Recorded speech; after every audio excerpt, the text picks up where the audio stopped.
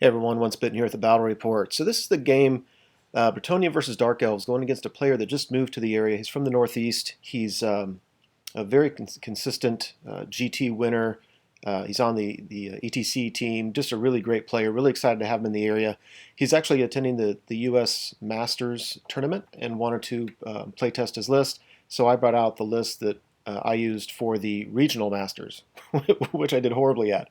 But I think it was my fault, not the list's fault. So we thought we'd give it a go. Let's see. So we are playing the Masters FAQ rules and stuff. So hills and buildings do block line of sight. He's got a unit of 6 fast cav, some crossbows, unit of corsairs. He's putting them in just one rank because he's worried about my trebuchet landing and just killing the whole unit. Don't think it's a bad idea. He's got 2 bolt throwers on the hill, and then he has what's really his army. Let's see, in the front there's another unit of Dark Riders and then some Warlocks. Behind him is a largish unit of Witch Elves supported by 5 characters. So he has they're all attached to the unit. He's got a Master on a Pegasus in there. He's got his Dreadlord on a steed with him. A couple hags, one with a cauldron, and he's got a level 4 Lore of Life, which I thought was a very interesting choice. And individually, if you look at what the Witch Elves do, and then what they do with the benefits that are available to them, with the Cauldron of Blood and all that kind of stuff, some really great synergies there. So he had sent me his list a few days ahead of time. I knew what I'd be facing, and the one thing I knew was that I probably should just avoid this unit at all costs, because I don't, especially if it has all the characters in with it. I think the synergies are just too much to handle. So let's see. You should be familiar with my list if you watch battle reports. But I've got a paladin. I call him naked. He's got a lance and shield. So if I ever say naked paladin, that's what I mean. A couple units of archers, trebuchet behind him, peg knights in front of him. My unit of knights errant, and it's supported by 2 characters. The one I'm looking on the left-hand side of the screen. The top left is the Green Knight model. That's actually a Lord level character. He's not my general. He's got the Virtue of Audacity, and I've got a level 4 in there with them, Lore of Beast. Lore of Heavens. Then I've got another trebuchet. Then I've got another. This is my standard of discipline Knight of the Realm unit. It's got a paladin battle standard bearer. It's got a naked paladin. It's got my general. He's in the front middle. He's the heroic killing blow Luckstone. I can't trick him out with everything because I have too many Lord level characters, but he does have heroic killing blow, so he poses that threat. And I gave him the potion of speed so that against most armies he can at least have the threat that he's going to go first with that heroic killing blow. In the second rank is a damsel with a scroll, and she's level 1 beasts. And then over here I've got another naked paladin, some fast cav, and another Knight of the Realm unit. This has the +1 movement, and it's got a paladin in there. He's the one that gives them an extra d6 on the first turn they charge. So what I'm worried about is Warlocks getting behind my lines here to the left and just being able to sit there with impunity throwing spells at me. So that's the reason this unit's over here on the left. My thinking, I kind of like it though anyway, because if he moves up along that side, even with his Witch Elf unit, I want to have the fast cav and a character or 2 over there just to be able to redirect him. And my thinking is, I think I can handle everything in his army, with the exception of the Witch Elves. I'm not sure what to do against the Warlocks. They're nowhere near my shooting, but they're still somewhat vulnerable to some Lore of Heavens damage spells. So this is Vanguard. And then, of course, the Dark Elves go first. So one minor mistake of mine is the Paladin on the left. I mean, I just need to get in some more practice positioning him. What I was hoped he could do was have line of sight around the building, and I just didn't position him very well. So he can see the fast cav, but he really can't see anything else, and that's 100% just my fault. The unit in the middle of mine is also a little bit awkward because I have the habit of facing units straight ahead. They can't see the units to the left. And my initial thought when I deployed them was I had no intention of going to the left, so I want to go to the right. But one thing to keep in mind might be to go ahead and position them so they pose a threat, so units can't move up out of your line of sight, sitting there with impunity. and you're just sitting there with nothing to do. So those aren't game-breaking mistakes, but they're little finesse things I need to change. You can see if you notice with the warlocks, he took his general out of his witch elf unit and put him in with them. Yep, there he is. And with shooting, he kills a few knights errant. I think 2 knights errant, which I will take. Overall, his magic and shooting were not all that bad. We go to Bretonnia turn 1. So I charged the paladin at his fast cav. They fled, and I had a failed charge right where you can see him. The rest of my unit, I did really what I should have done the first time, and then just kind of reformed him. I definitely was worried about him charging in with his general and the peg. I mean, I should be steadfast. I mean, it's, that battle could go my way, and my opponent's not one to take unnecessary risks. But nevertheless, his general can just kill some stuff. So I guess my fear would be: do I lock him up with a champion and then just sit there and grinding it out? And I'm not going to be very good at grinding it out, or whatever. Let's see on the right. I took care to make sure his fast cav couldn't get around my flank, and so his fast cav abandoned that idea and went to the middle. So excuse me. So I'm comfortable that my right flank is secure, and now it's just a matter of moving up, starting to, and just pick on his units from right to left with my peg knights and with the knight errant unit. Yeah, so there's the failed charge. And so during the magic phase, one, I get a comet off. That's the Minotaur Frenzy token at the front of that hill. He has MR3 with his Witch Elves, so targeting them with magic actually doesn't do a whole lot of good. But I like that. The comet can harm war machines. I mean, I need 6s to wound, but because they're elves, they only have 2 wounds each, so I think that's very manageable. I went ahead and targeted the trebuchet at one of his bolt throwers as well, because if it scatters, it still has a nice juicy things to scatter onto. And I like the idea of getting rid of his bolt throwers because they're really the only long-range threat I'm worried about. So happy enough with that. We go to Dark Elf turn 2. He decides to pull back, puts his general back with the Witch Elves, move them up just a little bit. I think he's just within 24 inches of my general's unit. If you look at the bottom middle, he took his master on peg and have them all the way back there. I don't like that, but it's not worth worrying about. I mean, I like my trebs. He fears my trebs, but I didn't do a good enough job to begin with to protect against that, and I'm not sure I would have if I could have. It's just not worth the effort trying to pin down a flying character. Yeah, so anyway, everything is as you can see it. There's the unit of doom. And yeah, so during the magic phase, the comet goes off. The only thing it really kills is the bolt thrower, but I'll take it. So now he has some shooting, but his shooting isn't really an issue. His magic, however, so I make a small mistake. I don't know how much it would have impacted it, but here's how this played out. He basically has enough dice for a couple small castings, and then he's going to 6 dice dwellers below. So I forgot about the warlocks and soul blight. So he throws some dice at just what is the magic missile on my fast cav in the woods. I'm thinking I don't really care if I lose the fast cav, but I'm not going to use my dice for dwellers because I have a scroll, and if he gets it, I'm just going to scroll it. So I use all my dice to stop to protect my fast cav. Then he has like 2 dice that he throws at Soul Blight on my general's unit. I'm like, damn it, I forgot about Soul Blight. So the -1 strength, he's 6 dice as dwellers below, he gets irresistible force.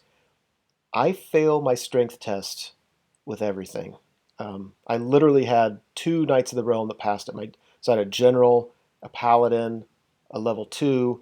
I mean, some of those, they were strength 2, so it's, yeah, but it killed my BSB. I had 2 paladins, 1 to BSB, my general. Just everybody failed. I mean, with my characters, I should have passed half. Nope, they all died. I had 2 Knights of the Realm left.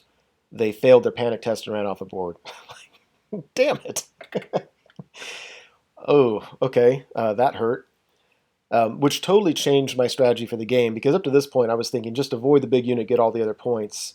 And at that point I'm like, well, I don't know. Well, I did something I wish I hadn't done. What I said to myself was, well, now that's happened, why don't I go ahead and charge the Witch Elf unit with my Knight of the Realm unit to the left just to see. It's a practice game, right? So let's see how these guys, how it actually plays out in a game, because I see it on paper, but I'd like to see how it works out.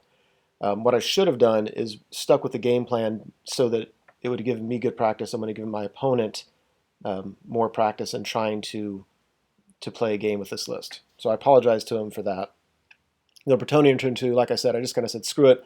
I have a Paladin and a Knight of the Realm unit on the left that charges Witch Elves. You can barely see him in the top left corner of this picture. I went ahead and charged my other Paladin at that unit because he's touching his Sorcerer, so I'm thinking maybe I can just kill that thing. I Conga Line my Fast Calf, put my Prophetess in with them so she can bubble anything. I get Harmonic Convergence off, or at least I try to. And let's see, Peg Knights charges crossbows in the very top. I like that. Yeah. So I'm looking at this and I'm thinking, I have to break him. If I don't break him, that's it. His general can't make way, but one thing I didn't think about was all he has to do is issue a challenge with his general, and as a Bretonnian, I pretty much have to accept it. And so that gets his general in combat, and that makes all the difference in the world, because that general kills everything. But what I'm interested to seeing is, I know these Witch Elves get 3 attacks each. They get a reroll to hit. They get a reroll. I think they get to reroll to wound because I'm in combat with something that's strength 4 or better, and I think that's a Cauldron benefit. But they'd be rerolling ones anyway. And then the one thing I forgot about is they can nominate one unit in combat and take away their ranks. So knowing that, I certainly wouldn't have done it. I thought doing this that I had maybe a 10% chance of breaking them. I didn't really do the math in my head. That was just my instinct. And once I realized that rule, I'm like, no, there's a 0% chance of breaking them. But nevertheless, it'd be nice to see these Witch Elves with those combos in action, see what they can do. I'm confident I can win this eventually. And after combat, yeah, so any rolls I had for my characters, which I was really hoping that I had Savage Beast available, but that Spellcaster, of course, was dead, so it wouldn't have mattered because they were dead before they could even swing. The unit is Armor Piercing, so there's Strength 3 Armor Piercing, so my 2-up goes to a 3-up. They do so many hits and wounds that failing a third of them easily kills my character. So that was nice to know. He also killed 3 Knights of the Realm. I did some wounds to him. It didn't matter, and he easily stuck. I just don't remember if I won combat or if he won combat. I'm assuming he won it because, like I said, he did so many. He did, what, 3, 4, 5, 6, 7 wounds? Yeah, so I think he won combat. So, yeah, that's not good. We go to Dark Elf turn 3. If you look on the top right, my Peg Knights won the combat, but my opponent was steadfast and they stuck, so the Corsairs charged the flank of the Peg Knights. I think I still might be okay there. The Peg Knights are just so good against infantry. Otherwise, you can see how I moved. Yeah, Master's finally going to take care of these trebuchets. Trebuchets, I never like to lose them, but the main benefit is gone now. I mean, they can target fast cav, I guess. There's that. And after combat, yeah, the one good thing was he didn't kill my unit to a man. If he could have done that and reformed, it really puts me in a bind. But because he just broke him, he had to overrun being frenzied, and it doesn't take him out of the game, but this is the vulnerability of that unit. And the trebuchet easily dies, he overruns, he does not hit my next one. I can see him with the archers, but I just don't see any point in charging him. No point whatsoever. Over here, yeah, I win, and the stupid crossbow dudes stick, which was just awful. If they would have broken too, I would have pursued the Corsairs, likely would have caught them, and the crossbows would have needed Snake Eyes to rally, and that would have been really nice. It wasn't to be. Bretonnian turn 3. Really, I just move. I do some charging. His fast cav he thought would bounce through his warlocks, and he ended up rolling like a 3. So I had a really easy charge distance to get there, and my knights failed it. Yeah, that's the way it is sometimes. I was able to charge his Corsairs, get them close to the edge of the board, but not being able to get the Corsairs off the board, they're just going to rally. So we get the Chain Lightning spell off and get some really good luck. We kill the Warlocks to a man, which I thought was, it's only what, D6 hits, and then I've got a wound, and then he has a ward save, and killed them all. Couldn't believe it. Killed most of his fast cav, killed a bunch of his Corsairs. The only thing with the fast cav is I really needed him to get down to one guy, so it'd be difficult for him to rally, but that wasn't going to happen. Make short work with the crossbows, and we go to Dark Elf turn 4. He reforms his Witch Elf unit. He takes his fast cav up to block my my remaining knight unit. He rallies the Corsairs, and his master charges the trebuchet. There's that. Easily beats the trebuchet. Turns around. He has 1 wound on him. I think it's. I'm shooting him every turn with these archers. I think he has a 2-up armor save, and it's just I just can't get past it. But he only has 3 wounds, so I'm gonna keep on just shooting at him. Returning turn 4, I pull my prophetess out of the fast cav unit, hide her behind the hill. Fast cav unit. I take a march test because I made other plans, and so I took dangerous terrain and killed 2 of them, and then I just moved them up to redirect and didn't need to march anyway. I'm such an idiot sometimes. Yeah, I decided not to charge the Peg Knights at his Corsairs because I just like the idea of combo charging them, so I just flew them around the side. And after combat, I easily kill his fast cav, and I just reform with my general's unit. 1, I like posing the threat against his master so he can't just fly just anywhere. And 2, I really just plan on moving away and conserving points.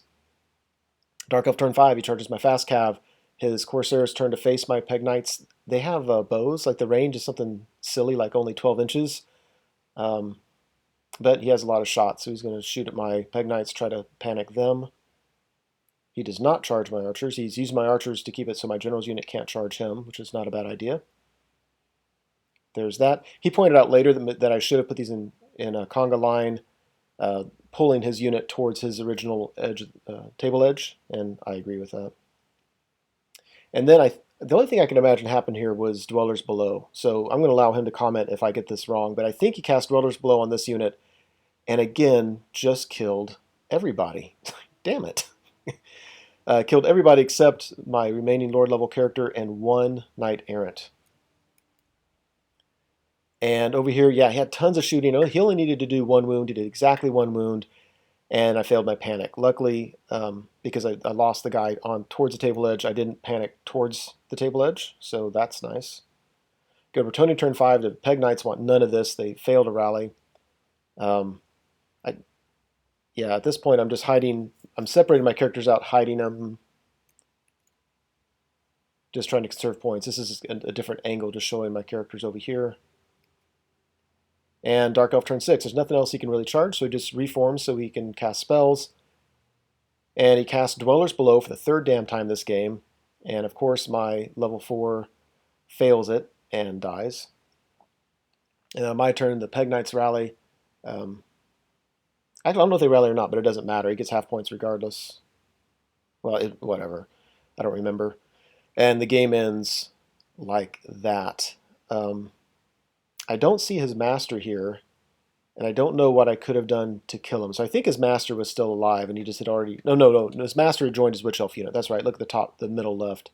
Anyway, game ends like that. It looks like he only has 2 units left on the table, but the units with all those characters, he has tons of points, and I've lost plenty. So I think it was a 16-4 win for the Dark Elves. I think getting Dwellers off 3 times and having me roll so abysmally didn't help things. So I'll give it that.